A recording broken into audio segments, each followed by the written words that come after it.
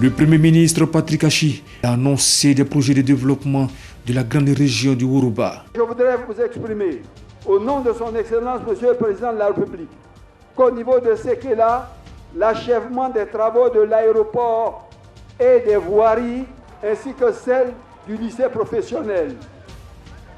La construction d'un établissement d'enseignement technique est également prévue dans chaque région du Yoruba au titre du PLD 2021-2025. École primaire publique Biaka Boda de Boisflé. Nous sommes le premier jour de l'école et le ministère de l'Éducation nationale et de l'alphabétisation lance officiellement la distribution de kits scolaires gratuits. Une mesure visant à accompagner l'école obligatoire et à lutter contre l'échec scolaire en donnant la même chance à tous les écoliers de disposer de fournitures scolaires gratuites. Séance d'échange entre les ministres gouverneurs et le président de la République Alassane Ouattara.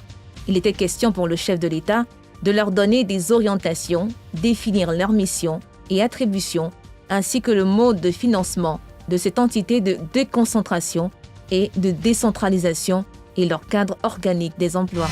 Après quelques incompréhensions liées au retard enregistré au niveau des paiements, c'est presque le bout du tunnel pour les 2472 à Bouboulay, impactés par le projet de construction de la ligne 1 du métro d'Abidjan. Les opérations de remise de chèques correspondant aux indemnités de relogement ont commencé à la trésorerie d'Abobo. Les animateurs de la filière du cinéma ivoirien et de l'audiovisuel ouvrent le bal d'une série de rencontres du Premier ministre avec le secteur privé. Cette rencontre marque l'intérêt du gouvernement pour le cinéma et sa volonté de l'emmener à contribuer davantage à l'économie nationale tout en étant une solution au chômage. À la place Figuigayo de la commune de Yopougon, l'opération Épervier 7 a été lancée. L'opération va s'attaquer entre autres aux zones criminogènes, à la destruction des fumoirs, à lutter contre les installations anarchiques des gares routières, restaurer la tranquillité des habitants et créer un cadre propice aux activités socio-économiques.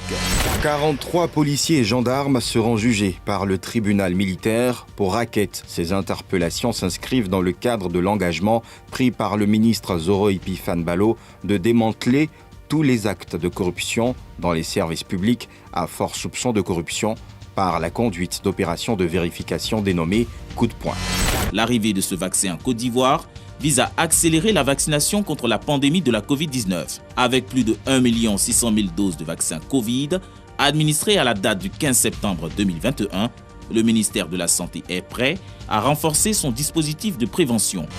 Ici, le premier coup de pioche du Premier ministre Patrick Achi qui démarre les travaux de renforcement de la route nommée La Côtière. Le projet de réhabilitation de La Côtière va ainsi permettre d'accélérer les investissements hôteliers internationaux réalisés ces dernières années dans les villes du littoral maritime avec le potentiel pour ces zones de devenir le premier pôle de développement hôtelier, touristique et de loisirs de toute la Côte d'Ivoire.